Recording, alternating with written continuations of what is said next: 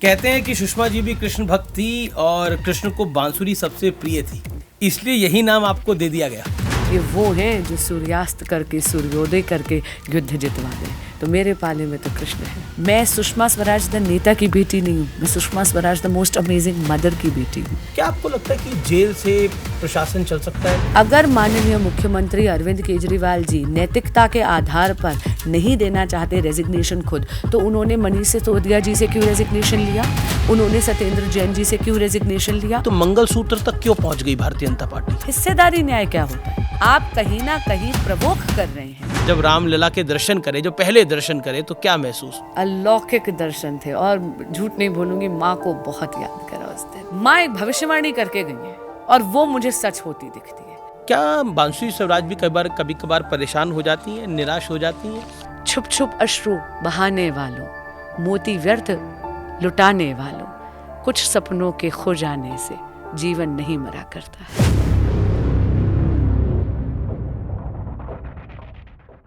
Viewers नमस्कार, मैं हूं अमीश देवगन। ट्रेंडिंग विद अमीश में आपका एक बार फिर स्वागत है। एक और एडिशन के साथ मैं हाजिर हूं और मेरे साथ आज हैं भारतीय जनता पार्टी की कैंडिडेट, भारतीय जनता पार्टी की युवा नेता, इन्हें मैं कह सकता हूं बांसुरी स्वराज। बांसुरी जी, आपका अभिनंदन है। बहुत बहुत धन्यवाद अमीश भाई। कहते हैं कि सुषमा जी भी कृष्ण भक्त थी और कृष्ण को बांसुरी सबसे प्रिय थी। जी बिल्कुल, इसलिए यही नाम आपको दे दिया गया। बिल्कुल सही कहते हैं। माँ कहती थी कि कृष्ण की सबसे प्रिय वस्तु बांसुरी थी। या तो अधरों पे रखते थे या पीताम्बर में खोस लेते थे। जब ब्रजभूमि छोड़ के गए तो श्री जी राधा रानी को सौंप के गए, तो बांसुरी का ख्याल तो भगवान ने हमेशा रखा। और फादर चाहते थे कि म्यूजिकल एस्पेक्ट हो नाम में, तो दोनों का, सुषमा और स्वराज का, तो हमेशा ही समन्वय बना रहता है, इसीलिए नाम बांसुरी पड़ा। जी चलिए, जब पॉडकास्ट की शुरुआत हमारे बांके बिहारी लाल के नाम के साथ हो रही है, तो एक सवाल पूछना बनता है कि बिलीफ जो होता है एक व्यक्ति में, किसी भी इंसान में एक बिलीफ होता है एक आदि शक्ति के ऊपर। आपका बिलीफ किस में है? जी, मैं कृष्ण भक्त हूँ। ये भक्ति मुझे विरासत में मिली है माँ से, और मुझे लगता है कि वो कहते हैं ना कि कृष्ण ने तो कहा है, सर्वधर्मान परित्यज्य माम एकम शरणम व्रज अहम त्वा सर्व पापेभ्यो मोक्षयिष्यामि माँ शुचः। तो इससे बड़ा संबल क्या होगा? वो कहता है कि सब कुछ छोड़कर मेरी शरण में आ जा, मैं तेरे सभी पापों से तुझे मुक्त कर दूंगा, तू शोक मत कर। इससे बड़ी एश्योरेंस क्या होगी? लेकिन कृष्ण ने तो भगवान कृष्ण ने तो महाभारत भी करवा दी थी और महाभारत लड़ी भी गई थी, और वासुदेव कृष्ण जिसके सारथी थे वो जीत भी गया था। आप जानते हैं, ये वो हैं जो सूर्यास्त करके सूर्योदय करके युद्ध जितवा दें, तो मेरे पाले में तो कृष्ण है। चलिए, लेकिन ऑक्सफोर्ड से आपने मास्टर करी, लंदन से आपने लॉ पढ़ी, सुप्रीम कोर्ट में प्रैक्टिस के बाद भगवान कृष्ण की आप भक्त हैं, लोकसभा सीट से चुनाव लड़ रही हैं। ये इत्तेफाक है या फिर प्लान्ड है? इत्तेफाक है, पक्का इत्तेफाक है। और मैं कहूँगी शायद कृष्ण कृपा है, उनकी योजना है। अगर योजना है तो फिर उनकी योजना है। मेरी संघ आयु 24 वर्ष है। मैंने तो अपने राजनीतिक जीवन का प्रारंभ ABVP के एक कार्यकर्ता के रूप में करी थी। स्कूल के बाद तुरंत ABVP की सदस्यता ली, कॉलेज में आते ही। और मेरा भगवान की कृपा से 17वां साल है वकालत में। 1 दशक से मैं अपना चेंबर चला रही हूँ और 1 दशक से पार्टी की सेवा में परोक्ष रूप से एक वकील के तौर पे कर रही थी। लेकिन अचानक से मुझे फिर एक कॉल आया और मुझे सबसे पहले तो दिल्ली प्रदेश भाजपा में विधि प्रकोष्ठ में सह संयोजक की भूमिका निभाने का आदेश आया। कुछ समय बाद दायित्व में विस्तार हुआ और मुझे दिल्ली प्रदेश भाजपा में सचिव की भूमिका निभाने का आदेश आया। और 2 मार्च को टेलीविजन से पता चला कि पार्टी ने एक नई जिम्मेदारी सौंपी। सच बताइए, कोई उससे पहले कोई फ़ोन नहीं आया था? बिल्कुल भी नहीं। जब हमारे चैनल पे फ्लैश हुआ, बाकी चैनल्स पे भी फ्लैश हुआ, तब आपको जानकारी मिली कि बांसुरी स्वराज अब लोकसभा कैंडिडेट है? बिल्कुल, टीवी पे अपने फादर के साथ बैठ के टीवी देख रही थी और विनोद तावड़े जी, अनिल बनूली जी और संजय मोयोग जी की प्रेस कॉन्फ्रेंस थी, उसमें पहली बार पता चला। तो आप चौंक गई? आपका पहला रिएक्शन क्या था? एकदम खड़ी हुई, सबसे पहले तो फादर से आशीर्वाद लिया, फिर जाके माँ के पोर्ट्रेट के सामने नतमस्तक होकर उनसे आशीर्वाद लिया, और फिर जाके मंदिर में माथा टेका, घर का जो मंदिर है वहाँ पर। तो जब आपकी टिकट अनाउंस हुई तो आपके पिताजी ने आपको क्या बोला? मैं आपको सच बताती हूँ, कुछ बोला नहीं, बस मुझे लगता है उन्होंने मेरे सिर पर हाथ रखा और मुझे लगता है बिना कुछ कहे हम दोनों माँ के पोर्ट्रेट की तरफ ग्रेविटेट हुए। हम बस वहाँ जाके आशीर्वाद लिया, फिर मंदिर में जाके माथा टेका। मुझे लगता है कुछ ऐसे क्षण होते हैं जीवन में जहाँ शब्दों की आवश्यकता ही नहीं होती। ये वैसा क्षण था। तो कोई लॉबिंग नहीं करनी पड़ी? बिल्कुल भी नहीं, ना मेरे स्वभाव में है लॉबिंग करना। मैंने ना टिकट की चेष्टा करी, ना मैंने लॉबी करी, और मेरा संगठन, मेरी पार्टी ऐसी है ही नहीं। यहाँ पर एक चीज़ मैं आपको बता दूँ, हमारे यहाँ टिकट रिवॉर्ड नहीं होती, दायित्व है, जिम्मेदारी है, और ये जिम्मेदारी मेरे अकेले की नहीं है। ये टिकट बांसुरी स्वराज का है ही नहीं, ये टिकट प्रत्येक भारतीय जनता पार्टी के एक एक कार्यकर्ता का टिकट है। और मैं आपको और बता दूं, दिखने में शायद मैं आपको अकेली लगूं, मैं अकेली हूं नहीं, मेरे साथ मेरी पूरी संगठन और मेरी पार्टी की शक्ति साथ खड़ी है। क्या सुषमा जी कभी चाहती थी आप पॉलिटिक्स में आए? उनसे कभी राजनीति को लेके बात नहीं हुई, क्योंकि माँ के साथ जीवन कैसे जीना है ये बातें होती थी, और तब वकालत होराइजन पे थी। तो वकालत में क्या करना चाहिए, कैसे नहीं करना चाहिए, चीज़ों को किस तरह सिचुएशंस को अप्रोच करना चाहिए, इन पे बात हुई। राजनीति को लेके बात नहीं हुई। अगर कोई भी चर्चा हुई होगी राजनीति को लेके तो उनकी राजनीति को लेकर होती होगी, लेकिन उसमें भी मेरे घर में राजनीति को लेके कोई डिनर टाइम कॉन्वर्सेशंस नहीं होती थी। आपने बताया कि आप विद्यार्थी परिषद की कार्यकर्ता रहीं, अखिल भारतीय विद्यार्थी परिषद ABVP, जो कि बीजेपी का एक स्टूडेंट विंग है जी। आपकी पहली नौकरी इस जैसे ही एक टीवी चैनल के अंदर थी। वहाँ नौकरी नहीं थी, इंटर्नशिप थी, स्कूल में थी तब जी, समर जॉब थी। होता है ना कि गर्मी की छुट्टियों में बच्चों में मेहनत का एक हैबिट ज़रूर इनकलकेट होनी चाहिए, तो उसके लिए मेरे स्कूल में समर जॉब के प्रोग्राम्स होते थे आपको, और हर गर्मी की छुट्टी में होता था। आपको या तो कहीं इंटर्नशिप करनी थी, नहीं तो किसी NGO के साथ जाकर वॉलंटियर करना था। कभी आपने जर्नलिस्ट बनने के बारे में सोचा? जी बिल्कुल सोचा, बिल्कुल सोचा था। लेकिन अब तो दूसरी साइड पर आपको पत्रकारों के सवालों के जवाब देने पड़ते हैं। हाँ बिल्कुल, लेकिन मैं आपको इतना बता दूं, जजों के सामने अपीयर होना काफ़ी आसान है, पत्रकारों के प्रहार सहना उतना आसान नहीं है। चलिए, ये एक इंटरेस्टिंग एनेक्डोट है, मैं आपके साथ शेयर भी करना चाहता हूँ कि हमने सुषमा जी का भी इंटरव्यू करा, आपका भी इंटरव्यू कर रहे हैं, तो एक बड़ी झलक दिखती है। अरे थैंक यू। एक बड़ी झलक दिखती है। हालांकि सुषमा जी का कद बहुत बड़ा था, इसमें कोई दोहराई नहीं है, लेकिन अक्सर ऐसा होता है कि जब माँ बाप बहुत सफल हो तो बच्चों पर प्रेशर बहुत आ जाता है। तो आप पे भी वो प्रेशर था? Do you feel that pressure sometimes? Not at all, बिल्कुल भी नहीं। और इसका पूरा का पूरा श्रेय मेरे माता पिता को जाता है, क्योंकि मुझे लगता है माँ जब घर की दहलीज क्रॉस कर कर आती थी ना, तो नेत्री का लिबास बाहर छोड़ कर आती थी। मैं हमेशा कहती हूँ, मैं सुषमा स्वराज द नेता की बेटी नहीं हूँ, मैं Sushma Swaraj the most amazing mother की बेटी हूँ। मैं स्वराज कौशल द गवर्नर या स्वराज कौशल द सीनियर एडवोकेट की बेटी नहीं हूँ, मैं स्वराज कौशल द फैबुलस फादर की बेटी हूँ। और मुझे लगता है जब आप अकेली संतान होते हैं तो आप अपने माता पिता का पेट प्रोजेक्ट हो जाते हैं, वो इतना समय आप में निवेश करते हैं।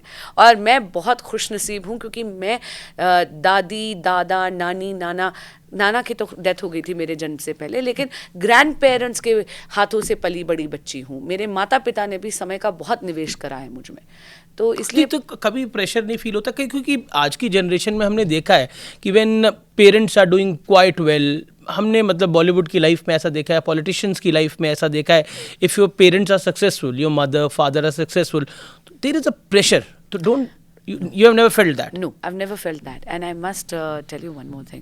मुझे याद है जब माँ गई तो उसके बाद अरुण कपूर जो मेरे स्कूल के प्रिंसिपल थे, उन्होंने मुझे आके, ऑफ कोर्स मैं इमोशनली कॉम्प्रोमाइज़ थी उस दिन, तो बैठे थे मेरे साथ और मैंने कहा सर, मुझे स्पीच देनी थी माँ के मेमोरियल पे, और मैंने कहा सर लोग तुलना करेंगे, और तब उन्होंने मुझे कहा था, Sushma Swaraj invested a lot of her self in you, not so that you can become an imitation of her.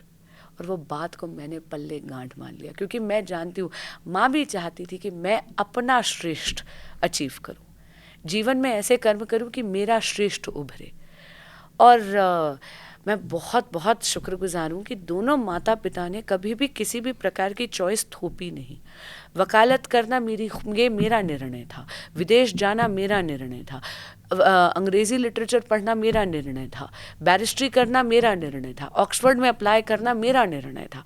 उन्होंने हमेशा सपोर्ट करा और हमेशा मुझे बहुत आत्मनिर्भर बनने का एक सवाल मेरे जहन में आया। You have seen your parents, आपने अपने माँ बाप को देखा और उनकी पॉलिटिकल लाइफ भी देखी, उतार चढ़ाव से बड़ी है, संघर्षों से भरी है। एक राजनेता की लाइफ आसान नहीं होती किसी भी तो आपके पास एक ऑप्शन थी, आपने बैरिस्ट्री करी, आप अच्छी सुप्रीम कोर्ट की लॉयर थी, लंदन से पढ़ाई करी, तो आप किसी कॉर्पोरेट वर्ल्ड में जा सकती थी। आपने इस फील्ड को क्यों चूज करा? मैं कॉर्पोरेट वर्ल्ड में कभी नहीं जाना चाहती थी। जब वकालत की भी बात आई तो मैंने लिटिगेशन चूज करी। पैसे भी ज़्यादा कमाती वहाँ पर? पैसों की इतनी आवश्यकता है नहीं अमीश भाई, घर में बंदे कितने, एक पापा, एक में, एक 4 बरस के लैब्राडोर लड्डू, 2.5 बंदा है हम, दाल रोटी बहुत है और उससे काफ़ी ठीक है। और मुझे लगता है ज़िंदगी में खुशी पैसे से नहीं, पर्पस से आती है।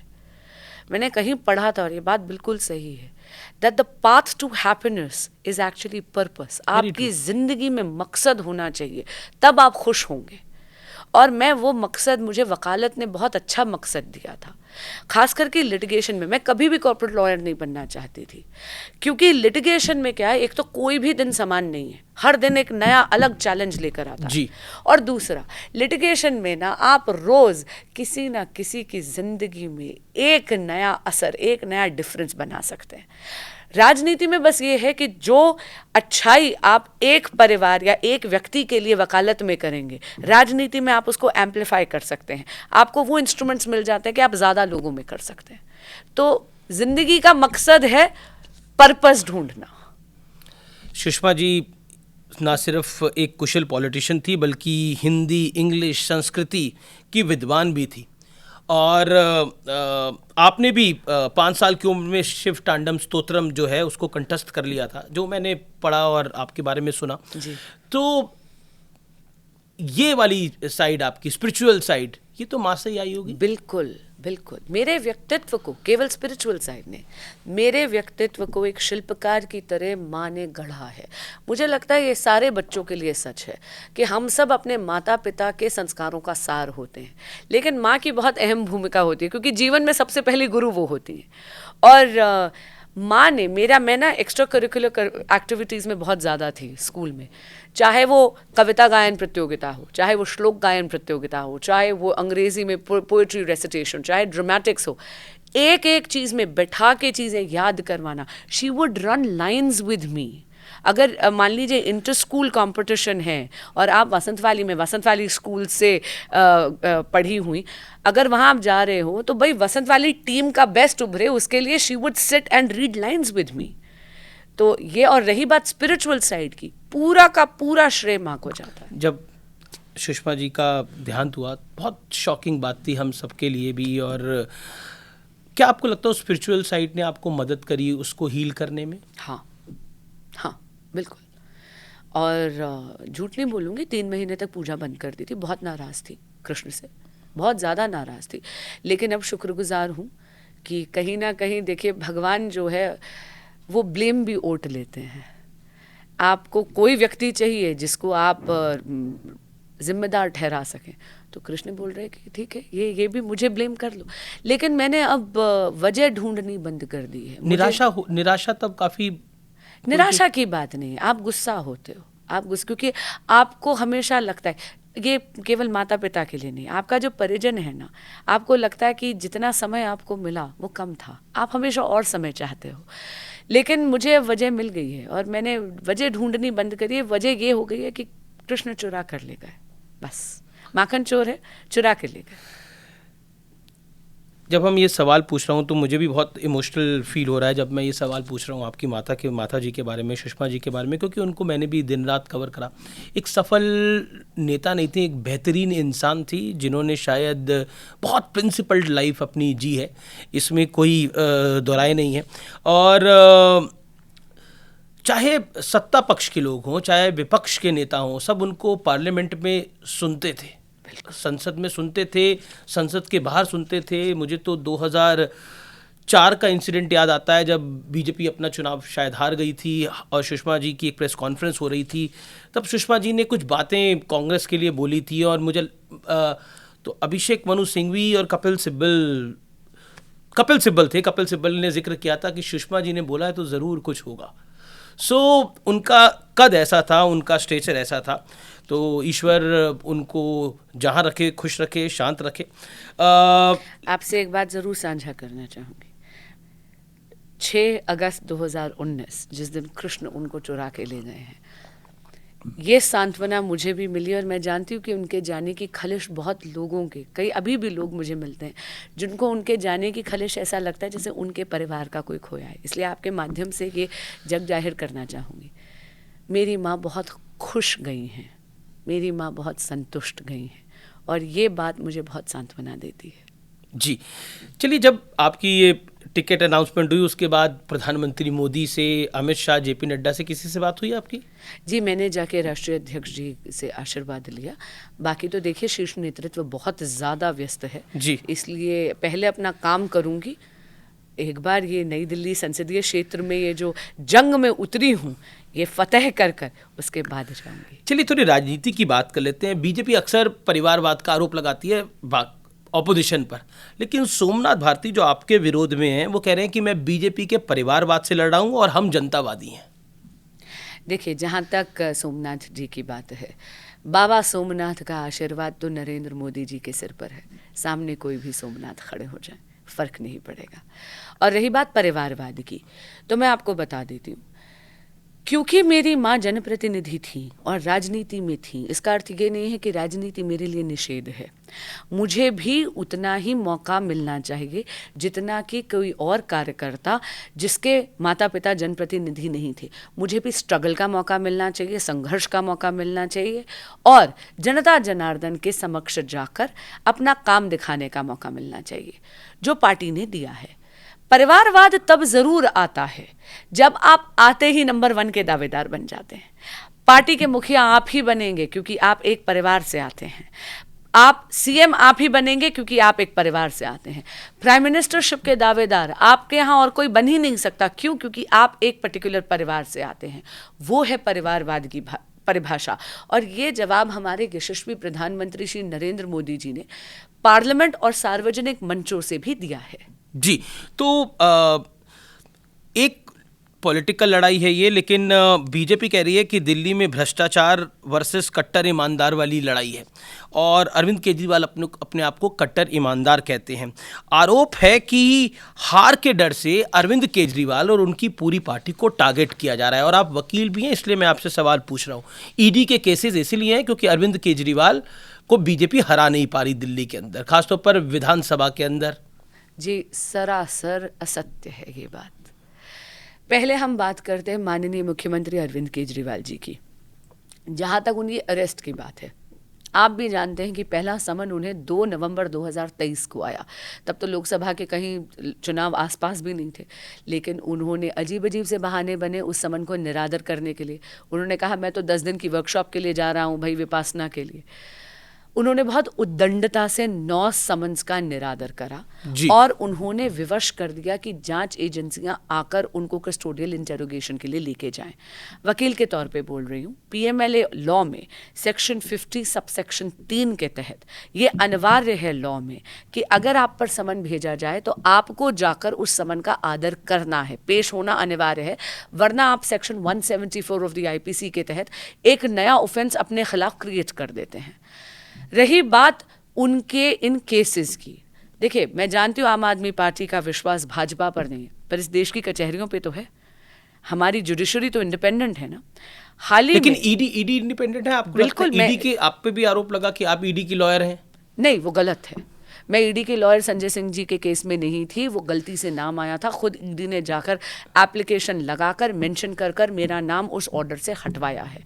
लेकिन मैं उनके भ्रष्टाचार पर वापस आती हूँ। हाल ही में माननीय मुख्यमंत्री अरविंद केजरीवाल जी ने एक पिटीशन लगाई थी दिल्ली हाई कोर्ट में जिसमें जजमेंट आई है। जी बिल्कुल। अमीश भाई, वो एप्लीकेशन या वो पिटीशन बेल की अर्जी नहीं थी, ये जानना बहुत जरूरी है। अरेस्ट इलीगल की, हाँ, वो अरेस्ट लीगल है या इलीगल, ये जानना है। और ये डिफरेंस मैं आपके ऑडियंस को बताना चाहूंगी क्यों जरूरी है। बेल की जब आप अर्जी लगाते हो तो कोर्ट केवल प्राइमा फेसी एविडेंस देखती है। उन्होंने तो कहा कि भैया मेरी अरेस्ट गलत है, इलीगल है। जब उन्होंने ये प्रेयर कर दी तो उन्होंने कोर्ट से ये अनुरोध करा कि आप एक एक एविडेंस को देखें, एक एक सबूत को देखें, उसकी निटी ग्रिटी में जाएं। अच्छा, वैसे बतौर लॉयर ये राइट वकीलों की एडवाइस थी या गलत थी? बतौर लॉयर आप पहले ये अपना जवाब पूरा कर दें। जी ठीक है ना। पहले अगर आप मेरे से ऐसे सवाल पूछेंगे तो शायद मुझे केजरीवाल जी को बिल भेजना पड़ेगा। लेकिन एक मिनट, मैं पहले ये जवाब पूरा कर देती हूँ। सर, हमारे जो ऑनरेबल दिल्ली हाई कोर्ट है, उन्होंने पूरी की पूरी एविडेंस देख के ये कहा कि माननीय मुख्यमंत्री अरविंद केजरीवाल जी की व्यक्तिगत रूप में भूमिका रही है शराब घोटाले में किकबैक्स लेने की, और इसीलिए सारे सबूत देखने के बाद उन्होंने कहा था कि ये अरेस्ट लीगल है। ये बहुत बड़ी बात है, ये बहुत बड़ी बात है। इसमें मैं आपको ये कहना चाहूँगी, जो जांच एजेंसियां हैं वो अपना काम कर रही हैं, इसमें भाजपा का कोई रोल नहीं है।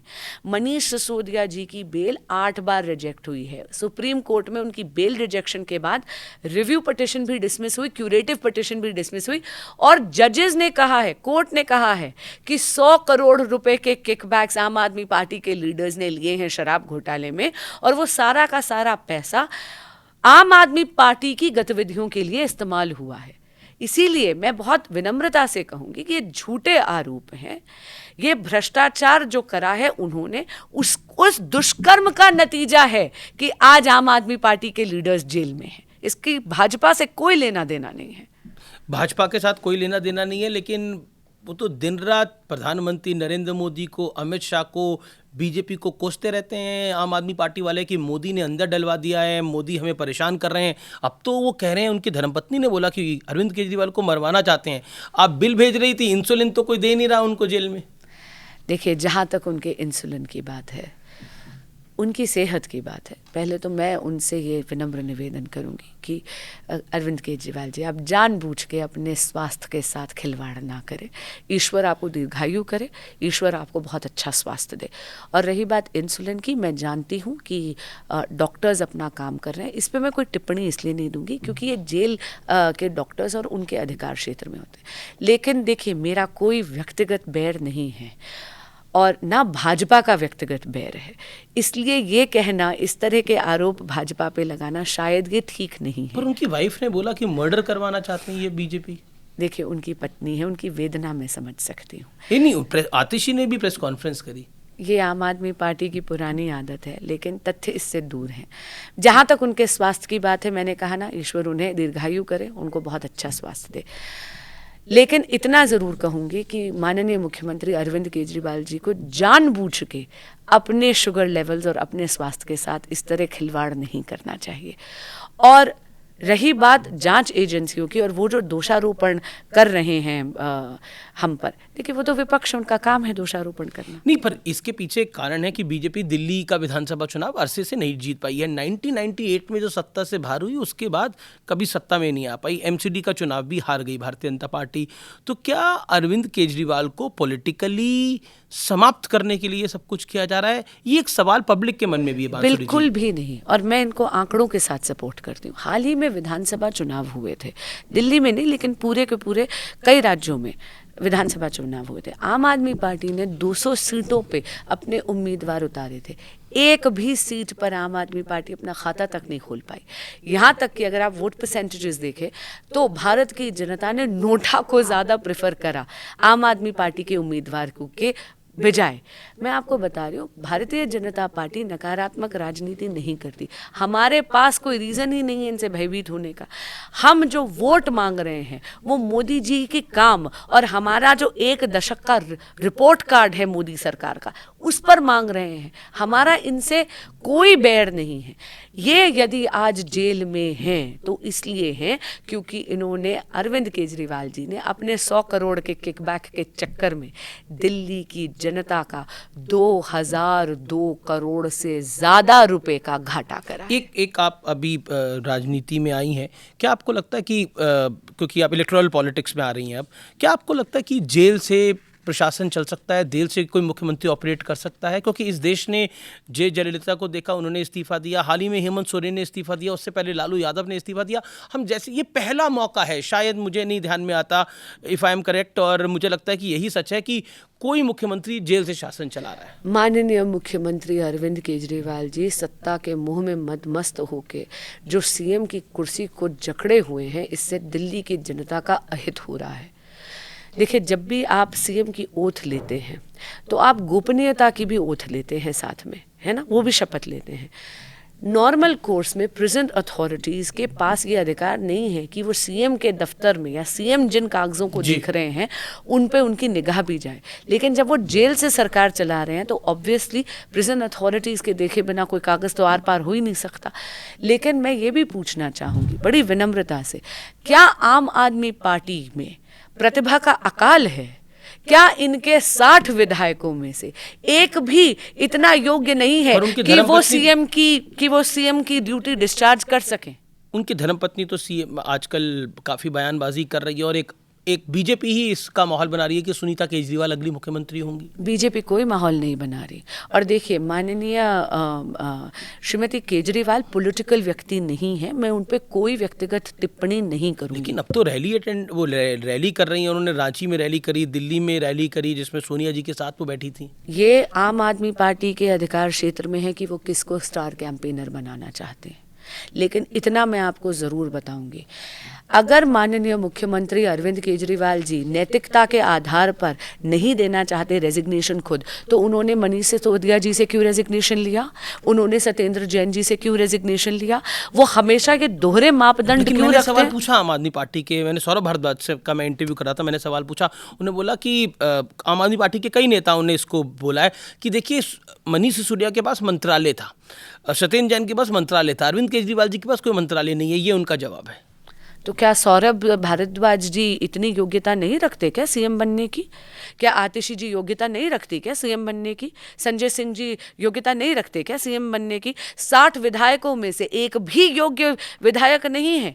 क्या इनकी पार्टी में प्रतिभा का इतना अकाल है कि ये हठ बनकर इतने हटी हुए रखे हैं कि ये जेल से ही सरकार चलाने की जिद पर दिल्ली की जनता का अहित करते रहेंगे? चलिए, एक अगला संवाद पे, अगले प्रश्न पे आते हैं। क्या आपको लगता है कि इस बार लड़ाई थोड़ी कठिन है भारतीय जनता पार्टी की दिल्ली के अंदर, क्योंकि कांग्रेस और आम आदमी पार्टी का अलायंस है, यानी वो एक साथ है? जी नहीं, क्योंकि उनका कहना है कि हम सब साथ आएंगे तो मोदी हार जाएंगे। जी ऐसा नहीं है। और बहुत विनम्रता से कहूँगी कि इस अलायंस से माननीय मुख्यमंत्री अरविंद केजरीवाल जी की क्रेडिबिलिटी इरोड हुई है। कैसे? उन्होंने तो अपने बच्चों की शपथ खाई थी कि वो कभी भी कांग्रेस के साथ गठबंधन नहीं करेंगे। पर वो कसम तो कब की टूट गई? वो तो जब पहली बार सरकार बना ली थी। तो इसका मतलब है उनके बोल का कोई मूल नहीं है। आप जनप्रतिनिधि हैं, आपने शपथ खाई है अपने बच्चों के जीवन में, इसका अर्थ है आपके बोल का कोई मूल नहीं है। इसका मतलब आप कुछ भी झूठ मन घड़ंत बोल देते हैं। और एक चीज़ और बोलना चाहूँगी, आपको याद है अरविंद केजरीवाल जी एक काले कलर की डायरी झलकाया करते थे जिसमें उन्होंने 500 करोड़ का करप्शन क्लब का जिक्र करते थे, जिसमें कांग्रेस के बड़े बड़े कद्दावर नेताओं का उन्होंने एक बयान कर रखा था। आज के दिन आम आदमी पार्टी जो एंटी करप्शन प्लैंक पर चुनकर आई थी, सर से लेकर पांव तक घोटालों में डूबी हुई है। ऐसा लगता है जैसे 500 करोड़ के करप्शन क्लब की मेंबरशिप की एलिजिबिलिटी क्राइटेरिया इन्होंने अचीव कर लिया है। आपकी कॉन्स्टिट्यूएंसी बड़ी वीआईपी कॉन्स्टिट्यूएंसी है, नई दिल्ली, और इतिहास में पहली बार होगा कि नई दिल्ली की कॉन्स्टिट्यूएंसी में कांग्रेस की हायर लीडरशिप, टॉप लीडरशिप अपने कैंडिडेट को वोट नहीं डाल पाएगी। पहली बात तो कोई कॉन्स्टिट्यूएंसी वीआईपी होती नहीं है, चुनाव है। दिल्ली वाली कॉन्स्टिट्यूएंसी है, खान मार्केट वाली कॉन्स्टिट्यूएंसी है।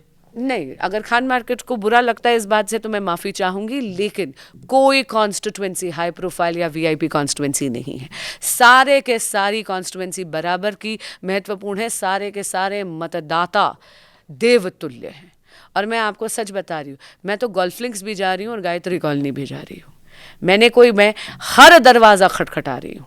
मैं सेवा बस्ती भी जा रही हूँ और खान मार्केट भी। हाई प्रोफाइल इसलिए हो जाती है कि अरविंद केजरीवाल की विधानसभा भी आप ही की कॉन्स्टिट्यूएंसी में पड़ती है। हाँ, वो जरूर हैं आम आदमी पार्टी के आवरण में बहुत ही खास आदमी। सुना है कि अगर कैंडिडेट ऐसा भी सुन रहे हैं कि सोमनाथ भारती को बदल सकती है आम आदमी पार्टी, वहां से किसी नए कैंडिडेट को लेके आ सकती है, सुनीता केजरीवाल को ना लड़ा दे चुनाव, तो क्या करेंगी आप? ये उनका अंदरूनी मामला है, वो जिसको लेकर आएंगे इतना जरूर बता देती हूँ, ना दयनम ना पलायनम, ना डरेंगे ना भागेंगे। जी चलिए, प्रधानमंत्री नरेंद्र मोदी ने कांग्रेस के घोषणा पत्र को मुस्लिम लीग का घोषणा पत्र कहा है और कहा है कि ये प्रॉपर्टी का सर्वे कराएंगे, और प्रधानमंत्री ने तो यहां तक कहा है कि ये हमारी मां बहनों के मंगलसूत्र तक बेच देंगे और उनको दूसरों को देंगे, जिनके ज्यादा बच्चे हैं वहां दे देंगे। क्या कहना चाहती हैं? बिल्कुल सही कहा है, बिल्कुल सही कहा है। आप ये देखिए, एक तरफ आप भारतीय जनता पार्टी का विकसित भारत का संकल्प पत्र देखिए, वो बात करता है digital social and physical infrastructure development की, वो बात करता है भारत को मैन्युफैक्चरिंग हब बनाने की, आईटी हब बनाने की, इनोवेशन का हब बनाने का, 24/7 for 2047, perform reform and transform का मूल मंत्र लाता है, सबका साथ सबका विकास सबका विश्वास सबका प्रयास की बात करता है। और कांग्रेस का मैनिफेस्टो क्या कहता है? आज भी 2024 में जात धर्म रीजन भाषा पर देश को तोड़ने की बात करता है। और ये जो रीडिस्ट्रीब्यूशन ऑफ वेल्थ की जो बात करी है, ये तो माननीय राहुल गांधी जी ने एक रैली में करी है। इनका यही है, ये चाहते हैं कि जो इतनी मेहनत से आपने संपत्ति अर्जित करी है, मेरे देश की माताओं और बहनों ने जो मान लीजिए कोई आभूषण, कोई सिल्वर, कोई गोल्ड मान लीजिए उन्होंने मेहनत कर कर इन चीज़ों को अपनी सोशल और इकोनॉमिक सिक्योरिटी के लिए अर्जित करा है, पूरी की पूरी असेसमेंट कर कर, और फिर कांग्रेस बात करती है आपके सारी की सारी संपत्ति जब्त कर कर दूसरों में बांटने की। ये कहाँ का न्याय है?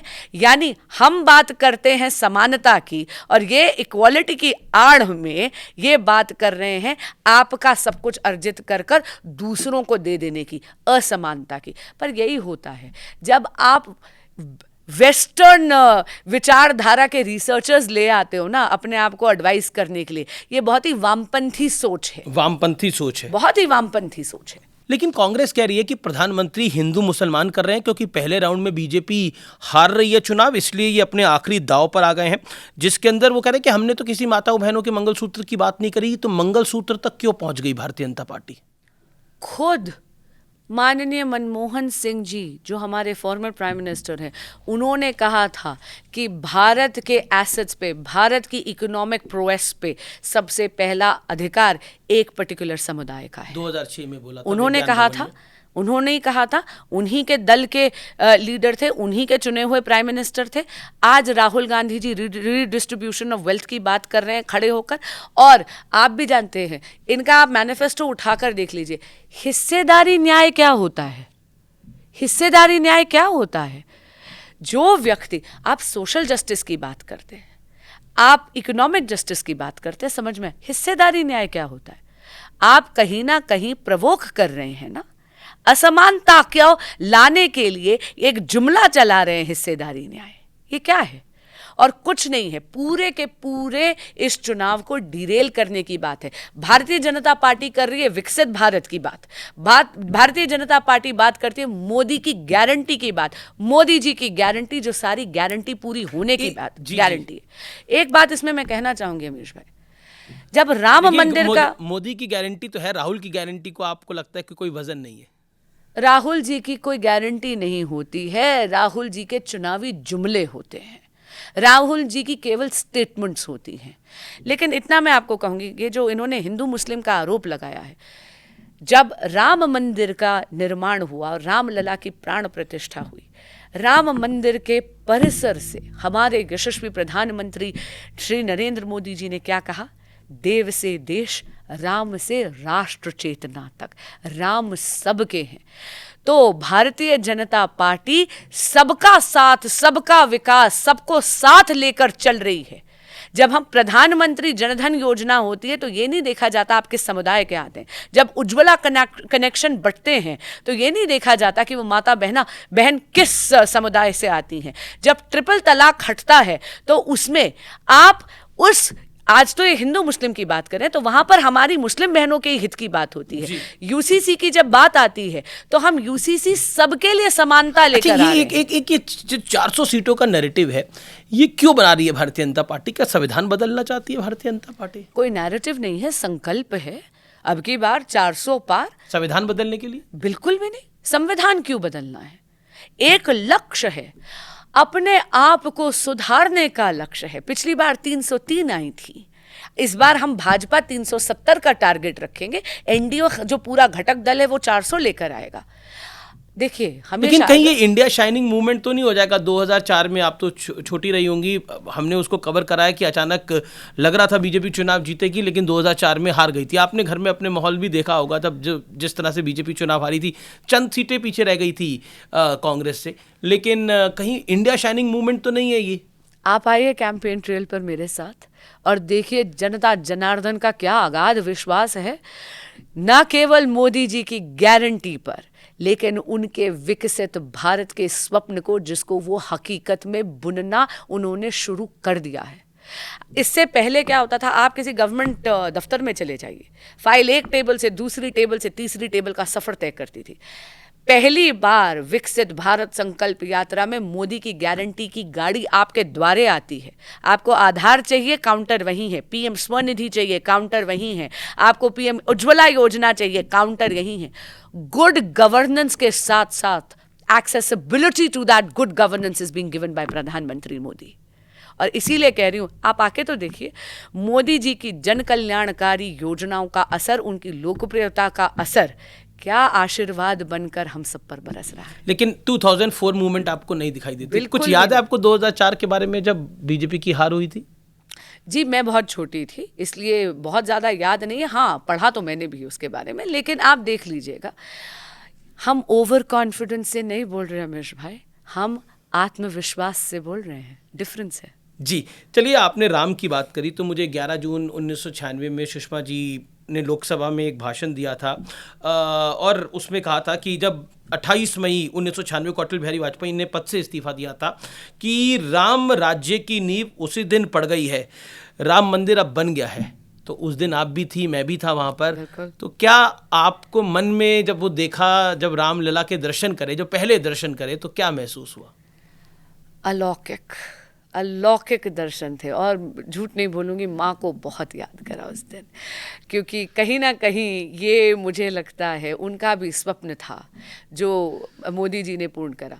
पर एक बात आपको बताऊँगी, माँ एक भविष्यवाणी करके गई हैं और वो मुझे सच होती दिखती है। क्या? उन्होंने मुझे कहा था कि श्री नरेंद्र मोदी जितने भी हमारे मैनिफेस्टो के वचन हैं उन सबको पूर्ण करके जाएंगे। ये बात उन्होंने मुझे 6 अगस्त को बोली थी, जब उन्होंने अपना आखिरी ट्वीट करा था।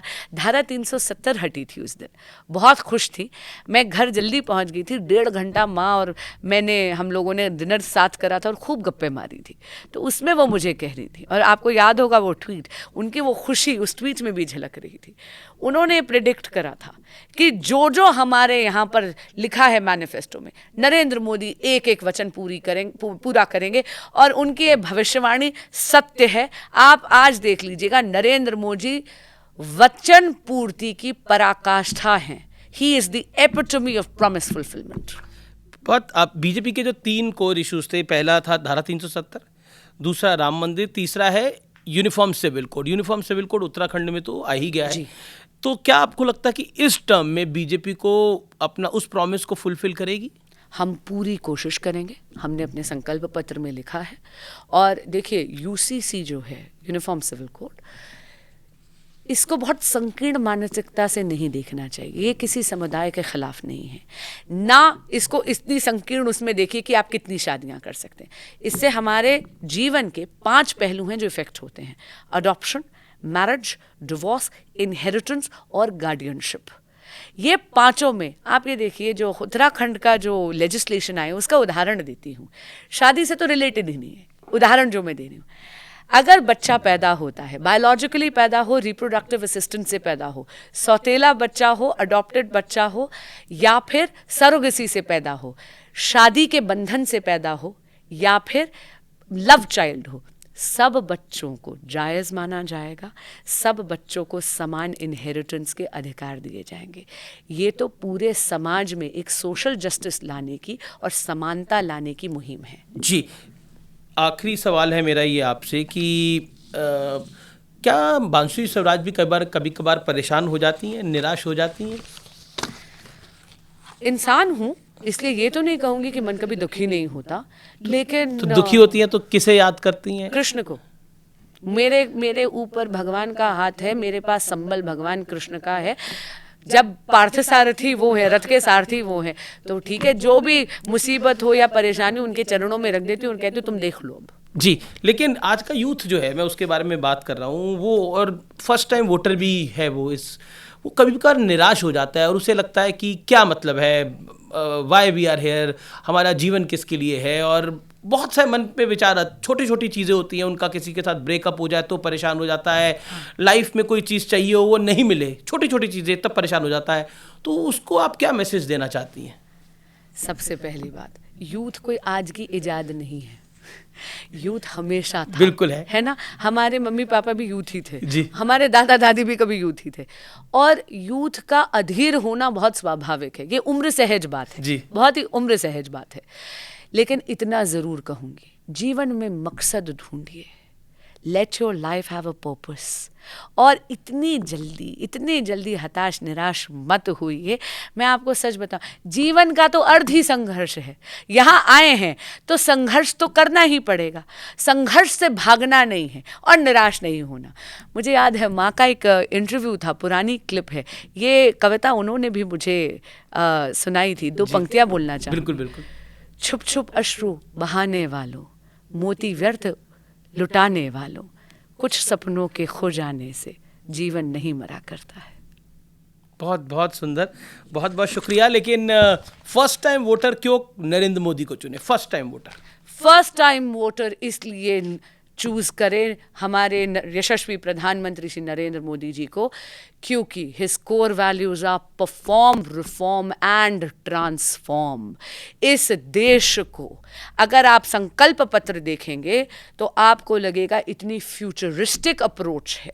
विकसित भारत बनाने का जो संकल्प है, इसको सिद्धि तक लेके जाना है। फर्स्ट टाइम वोटर को ये कहना चाहूँगी, ये विकसित भारत के बेनिफिशरी आप ही तो हैं। हम लोग तो शायद तब रहें भी ना जब भारत बाय 2047, लेकिन इतना आप याद रखिएगा, आप देश का भावी नेतृत्व हैं। चलिए इस सवाल को थोड़ा और अलग पूछता हूँ, तो फर्स्ट टाइम वोटर युवा राहुल गांधी को क्यों ना चूज करे? राहुल गांधी जी युवा है अभी भी, पर कांग्रेस के लिए तो युवा ही है। हाँ, पीटर पैन सिंड्रोम है क्या? जी, चलिए बहुत बहुत शुक्रिया आपका हमारे साथ जुड़ने के लिए, ट्रेंडिंग विद अमीश में आने के लिए। Thank you very बहुत much. बहुत धन्यवाद और बहुत बहुत शुभकामनाएं। लोकतंत्र के सबसे बड़े पर्व में आप भागीदार हैं, हम सब भागीदार हैं, और उम्मीद करते हैं कि जो बेस्ट कैंडिडेट हो, जो बेस्ट पार्टी हो, वो जीत कर आए। बहुत धन्यवाद, बहुत बहुत धन्यवाद। धन्यवाद।